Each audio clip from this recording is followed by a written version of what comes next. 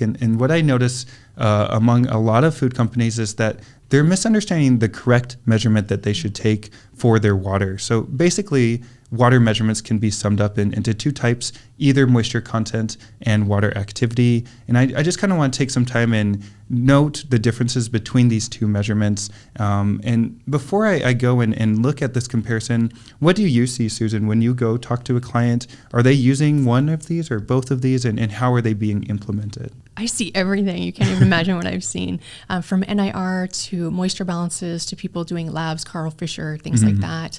A lot of water activity as well. But industries kind of drive that and what they have for their CCPs and what they require. So pet food, for example, heavily into moisture as a CCP for that. A lot of our companies are understanding the importance of water activity for safety parameters. So they're using that a little bit more. I love seeing that. But honestly, this balance, so a lot of companies are really starting to understand this, and I love that. We have a long ways to go, though. So I see a lot of moisture balances out on floors that people are using. So we got to understand why we're taking that measurement. I see a lot of water activity typically in the lab, not so much on the production floor. So what I would love to see is this meld and understanding why we're doing it. I had one client that I love telling this story because it's so fun. I met with the CFO and super excited about moisture content. So in the lab, you would see 10 moisture content devices, one water activity, and QA team. So we have a QA team leader. Her name is Teresa. Love her. She just loved this water activity meter because she understood where pathogen growth occurs. She understood that bacteria are not growing under 0.8, no molds or yeast are growing under 0.6, nothing's growing under 0.6. She also understood that it was water activity as the driving force for crispiness. So if you're making a crunchy product, you need water activity in your life, and she understood that. CFO was really leaning into moisture content because that is yield parameter, and he's right. If you're running a business, you need to understand moisture, but you also have to make a safe product. So understanding these two measurements and using them appropriately is somewhere where we really need to get in food.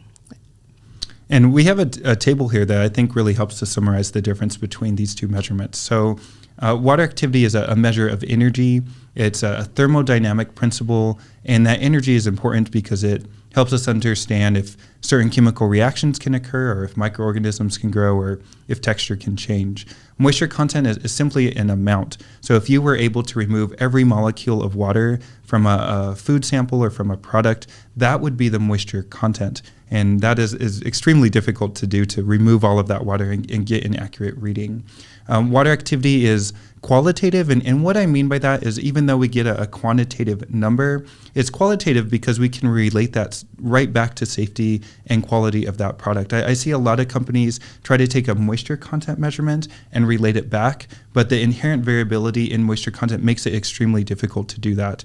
So moisture content is more quantitative, just like you said, a CFO or a decision maker thinking of how much this is going to increase their yield or revenue is going to be interested in moisture content.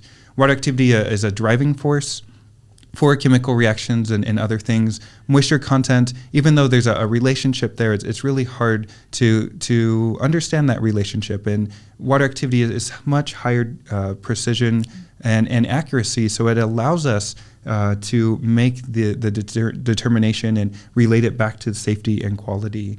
Water activity, we have known standards for. These are different salt solutions that have the same water activity every time, so it makes it really easy to verify the calibration of a water activity instrument. Moisture content, it doesn't have these types of standards. There's nothing that has an inherent moisture content that we can compare to, so it's really hard to know if you're even getting an accurate number or not.